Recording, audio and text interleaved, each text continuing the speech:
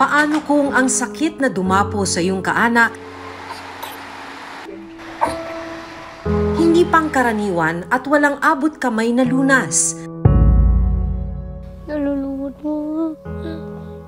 At mawalan ng pag-asa.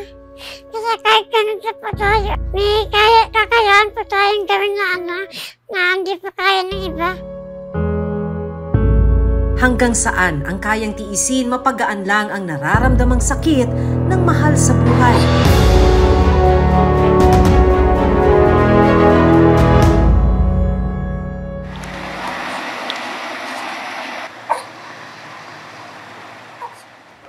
Bibisitahin natin ngayong hapon dito sa Antipolo City, isang bata, 3 years old na may very rare disease. Ang tinatamaan nito ay 1 out of every 10,000 individuals. Magandang hapon po!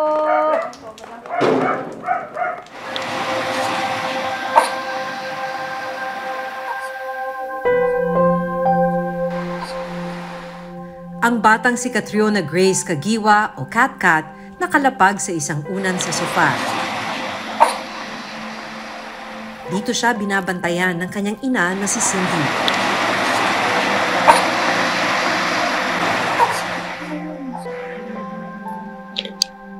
Ang nakapalibot sa kanya, mga gamot at isang oxygen tank.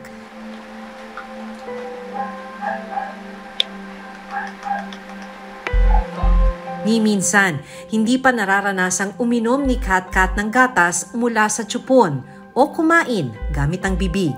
Ang kanyang pagkain kasi dinaraan sa kanyang ilong kasabay ng ibang mga gamot na kailangan niyang inumin. Ganyan lang po siya, yun na yung pinakadede niya. Hindi ko nga po alam kung nabubusog ba siya o ano ba siya. Meron siyang rare disease na Cornelia de Lange syndrome o COLS, isang developmental disorder kung saan apektado ang iba't ibang bahagi ng katawan. Kailan ka nagkaroon ng suspetsya na something was wrong at kailangan mo nang idala si Kat-Kat sa doktor? After, 3 months, kasi po namin alam na seizure na po pala siya, nag-seizure na siya. Bigla po siyang maninigas na ganun, tapos titirik po yung mata niya na 9 times a day po siyang nagagan. Sabi ko, Daddy, hindi na to normal, kailangan na natin siya isugod sa ospital. Mas masakit daw para kay Cindy nang malaman na bukod sa pambihira ang sakit ng anak, walang lunas para dito. Genetic mutation daw po siya, hindi po daw siya namamana. Yung development niya hindi lang po delayed na, super delayed lang po yung niya mentally, tsaka yung growth niya.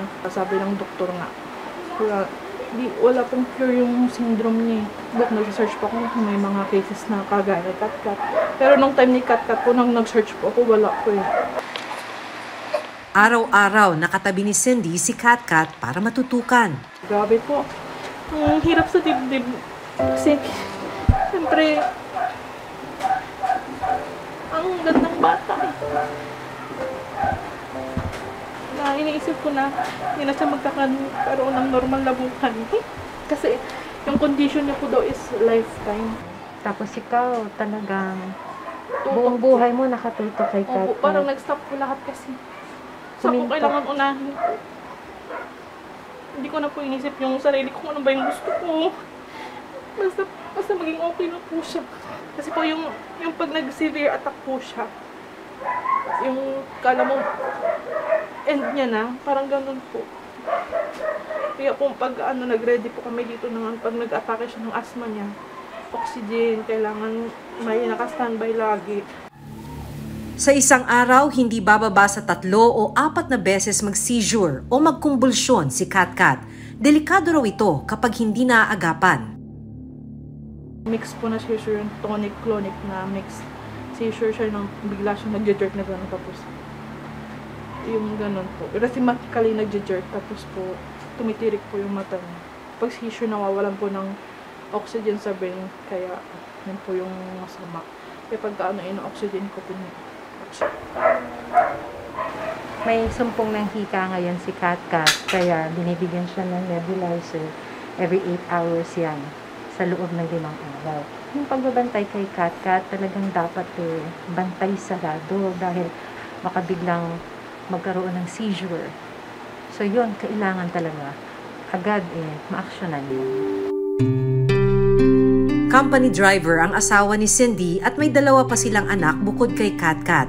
Kaya naman ang kinikita ng kanyang asawa, kulang na kulang para sa mga gamot at pangangailangan ni Katkat na aabot sa 11,000 kada buwan. Hindi biro ang gamot.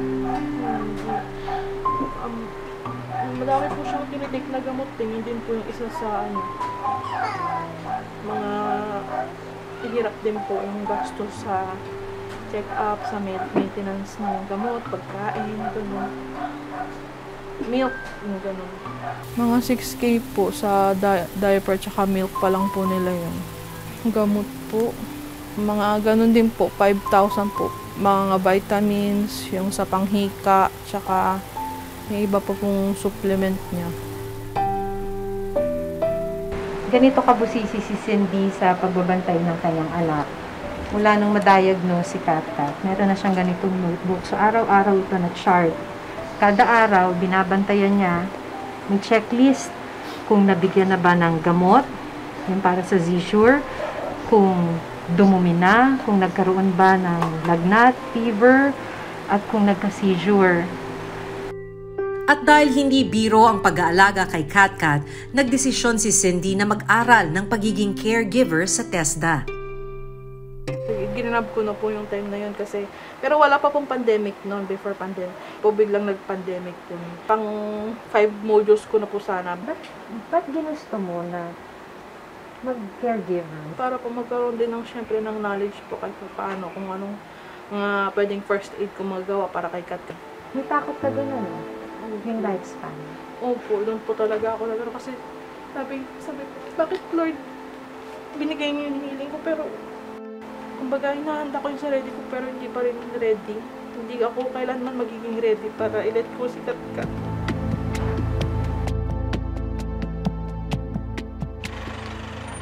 Para matulungan si Katkat, inilapit siya sa lokal na pamahalaan ng Antipolo. May 2 tests kasi na hindi pa nagagawa kay Katkat.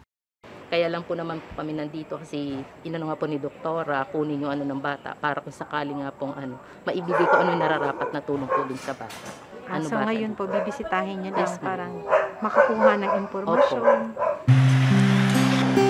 Nitong Biyernes, sinundo sila Cindy at Katkat ng ambulansya ng pamahalaan ng Antipolo City para mapacheck up sa isang ospital sa Pasig City. Isinagawa na ang abdominal ultrasound na matagal na sanang nakaschedule pero hindi natutuloy dahil sa kakulangan nila Cindy sa pambayad sa ospital. Pwede, natin na lang yung lahat ng hirap. Panghabang buhay na sakripisyo po talaga. Kasi fighter siya eh. Lumalaban po siya kaya laban din po. At ilalaban ko po talaga siya hanggang sa huli.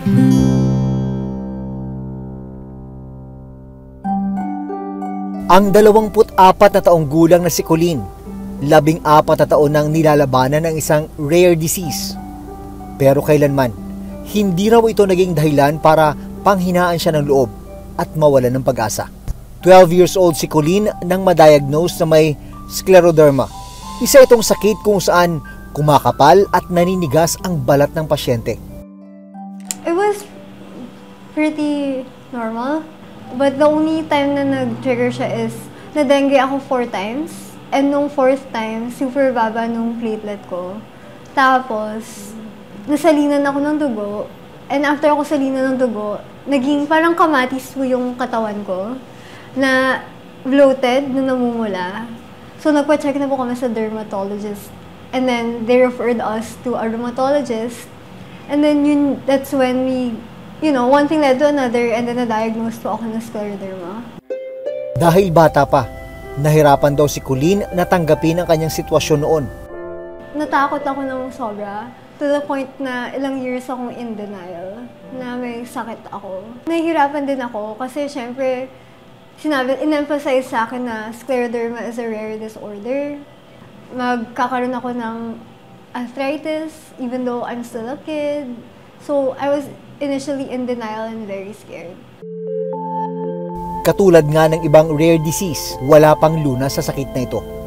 Kolehiyo na nang matanggap ni Colleen na meron siyang kakaibang karamdaman. College ko lang siya na-process and natanggap. And that's when I started building a lifestyle na to combat scleroderma. So around college, I started doing a lot of yoga. Kasi with scleroderma, hindi pwede yung high impact. Like, kunwari, volleyball. Bawal po sa akin yung volleyball kasi scleroderma is skin tightening. Tamaan. Opo. So kapag na-trauma, physical trauma yung skin ko, nagsusugat siya. So mas titigas, mas kakapal yung balat ko literally. Pero nang dumating ang pandemya, unti-unti raw nang hina si Colleen. When pandemic came, nagulo yung routine ko, the lifestyle that I built.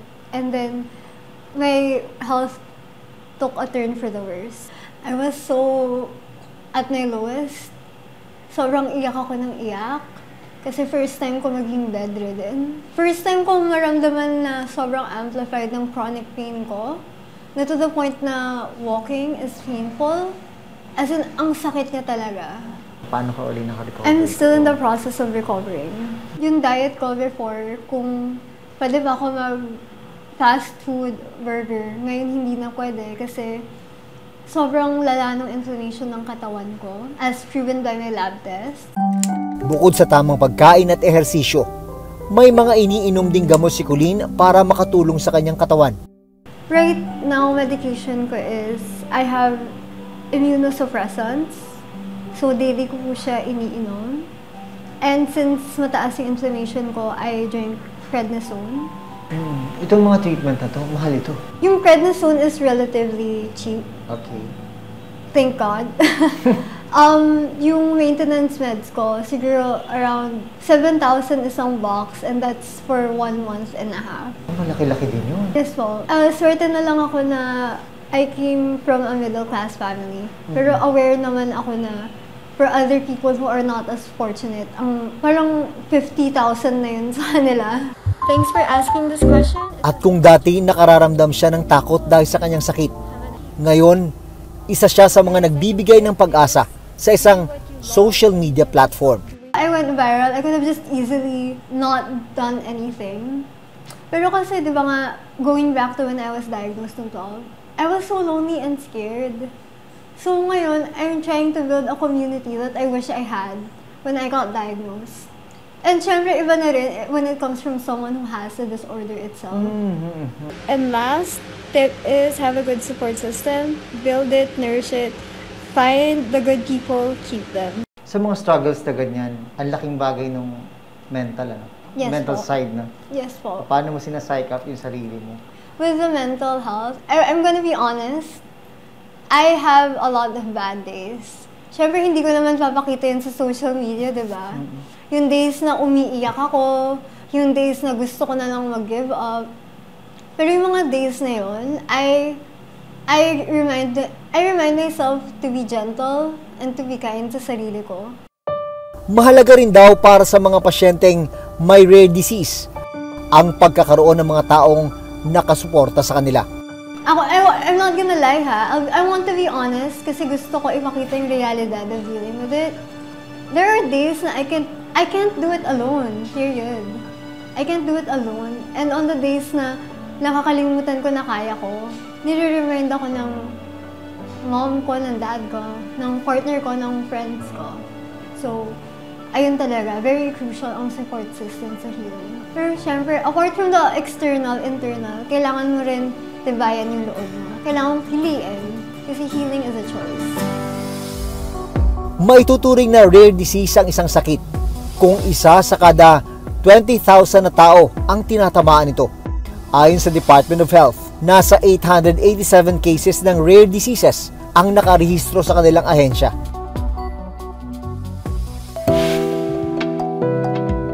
Malabang na nilatag ng agliaan. Malapag niyang patak Sa tinis ng boses, liit ng katawan at kilos, tila 10 taong gulang pa lang si Justin.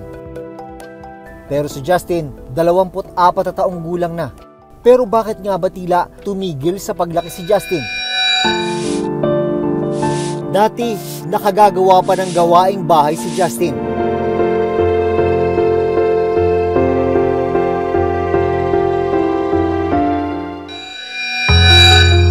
Makalipas ang 5 taon, hirap nang makalakad at makakilos si Justin. Taong 2018, Isang aksidente ang nagpalala sa kondisyon ni Justin. Nahulog sa hagdan ng kanilang bahay si Justin kaya hirap siyang maglakad ngayon. Sa munting salang ito, umiikot ang kanyang isang buong araw. Ang walker na ito ang nagsisilbing gabay ni Justin para kahit papano ay makapunta sa ibang parte ng kanilang bahay. Nung nakakapalakad pa po ako, pupunta po ako sa likod bahay, kapahangin lang po. Yung ginagawa ko po dito, madalas po naglalaro ng TV po. Tapos ay palambingan po sa mga pusa po. Paano nga ba nagsimula ang hindi pangkaraniwang sakit na ito ni Justin? Mula pa ng 3 months po siya kasi nakita ko na hindi siya lumalaki. At saka naiba siya sa ibang bata po. Maliit ng ilong, bibig, tinga, mata, ganun. Kaya nag-decide po kami nga dinala sa ospital para matingnan siya ng espesyalista. Tapos sabi ng doktor na espesyalista, ng hydrocephalus, ganun. Sinabihan daw sila ng doktor na ipasuri si Justin para makasiguro kung ano talaga ang sakit niya. Hindi namin kaya, sabi ko, hindi namin kaya dahil wala kang pera. CT scan, X-ray, kaya umuwi na lang kami. 10 taong gulang na si Justin nang malaman nila ang tunay niyang sakit. Na-diagnose siyang may Hallermann-Streiff syndrome at Kawasaki disease. Sabi, ano ba yun, Dok, ang Hallermann? Sabi niya, hindi sila malaki. Batang matangos ang ilong maliit. Tapos landi ang buhok, ganun. Sabi, marami silang ganyan. Ang mga may ganitong rare disease ay kadalasang may malaking ulo, maliit na katawan, at malabo ang paningin. Wala pang lunas ang sakit na ito. Grade 11 na si Justin ngayong pasukan. Para makabasa at makasulat, gumagamit si Justin ng magnifying glass. Bukod pa ito sa salamin niya na nasa 2,000 ang grado. Naging hamon din sa kanya ang online class dahil sa pandemya. Nahirapan po ako medyo po. Nahirap ang mga gawain po. Kaya ngayong magsisimula na ang face-to-face classes, sabik na siyang pumasok sa eskwela. Tapos kapag may pasok po, ginagawa ko lang po yung mga task. Nagbabasa-basa po minsan. Namimiss na rin daw ni Justin ang makasalamuha ang kanyang mga kaklase. Yung favorite ko subject dati po, science. Ginagawa ko lang po mag-alas-alam, po. Nag-ikot-ikot po kapag po. Gusto ko po makisalamuha sa kaklase ko. Mensahe niya para sa mga katulad niyang may pambihirang karamdaman. Huwag po mawala ng pag-asa. Kasi kahit ganun sa po tayo, po. May kakayaan po tayong gawin na hindi po kaya ng iba. Susunod, ang 10 taong gulang na si Danzel Elefan, tila nabali, nakapilipit at nawala sa tamang porma ang kanyang mga binti, dahilan para hindi siya makatayo o makalakad. Nalulungod po.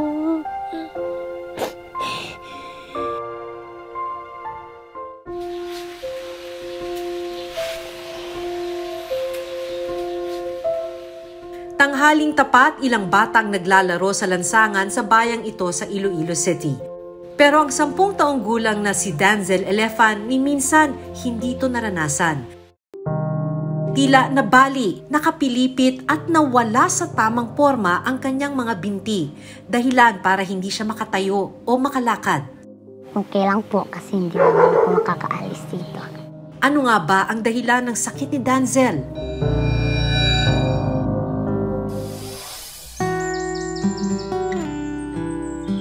Isang taong gulang na si Danzel nang madiagnose na may kondisyong tinatawag na brittle bone disease. Isang rare disease na nagdudulot ng mabilis na pagkabali ng mga buto sa katawan. Isa sa bawat 20,000 tao ang nagkakaroon nito. Nung dinala namin siya sa Manila sa orthopedic, may daw siya ang bone disease. Kamutong hambal na. Tapos ginsimentuhan yung niya kasi may bukol na yung dito niya. Kumbaga naka-curve na yung buto niya. Nagulat din syempre kasi sa una kong anak wala naman na ganun. Tapos sa amin nga pamilya wala din ganun. Sa kanya lang daw naglusot ganun. Masakit niya, hindi siya makalakad. Hindi niya nagagawa yung gusto niya. Maglaro, hindi siya makapaglaro.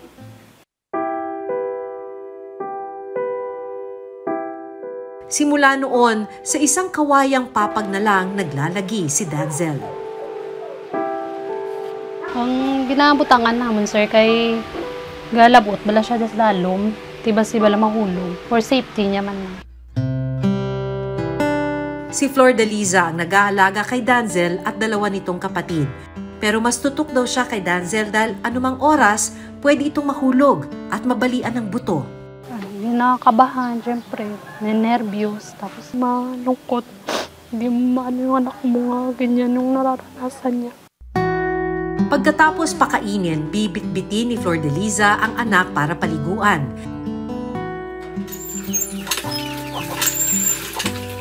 Hindi raw alintana ni Flordeliza ang araw-araw na hirap sa pag-aalaga kay Danzel. Dahil umaasa sila na gagaling pa ang kanilang anak. May operasyon na pwede raw gawin para makalakad si Danzel pero 200,000 piso ang kakailanganin. Dahil kapos ang kinikita ng kanyang amang security guard, hindi nila sigurado kung kakayanin nila ito. Sa ngayon, sa mga gamot at vitamins muna umaasa sina Flordeliza para bumuti ang kalagayan ni Danzel. Pero maging ang mga ito, masakit na rin daw sa kanilang bulsa. Ang minsan, di na lang po kami bumibili. Ang hambal kang doktor is operahan na lang siya para matadlong mga bones niya. Putangan sang implant niya stainless. Kung ma-admit na po siya, doon na po namin malalaman kung magkano po yung mga gastos namin for other expenses po. Sa kabila ng kondisyon, pursigido si Danzel na makatapos ng pag-aaral. Naniniwala siya na darating din ang panahon na makakatayo rin siya sa sarili niyang mga paa. Ang gusto ko po mag-aaral ng mabuti. Ano ba yung pangarap mo? Pulis, kasi nakakatulong sila.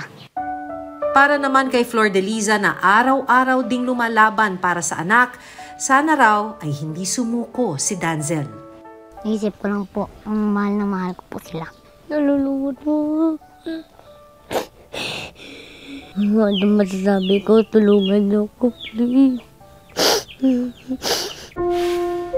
Noong 2016, isinabatas ang Republic Act 10747 o Rare Disease Act of the Philippines. Layunin nitong mas matulungan ang mga Pilipinong may hindi pangkaraniwang karamdaman, pero limitado lang ang tulong na pwedeng makuha mula rito. Kaya ang mga nakilala naming tulad ni Danzel, Justin at Katkat, hirap pa ring matugunan ang kanilang mga kailangang gamot. Goal ng Rare Disease Act, i-identify yung mga rare conditions, to put up organized registry para kung naka-register sila doon, patients with these conditions access better healthcare. Yun yung goal. Kahit rare condition siya, oo, hindi marami sa ating populasyon, dapat mabigyan din sila ng tamang medical care. Noong March of this year, Department of Health already released yung Integrated Rare Disease Management Plan that these patients be given the same benefits as those persons with disability.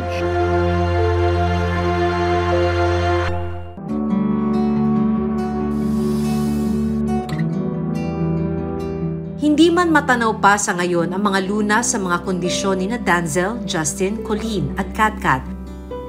Isang katotohanan ang nagpapatibay sa kanilang mga loob.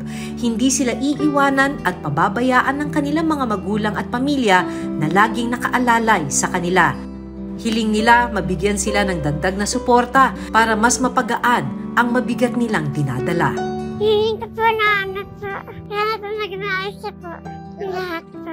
Nagbalik nga naman na po. Kaya na po tayo yung anak. Maayos. Ako si Maki Pulido. Ako si Jun Veneracion at ito nakatala sa aming Reporter's Notebook.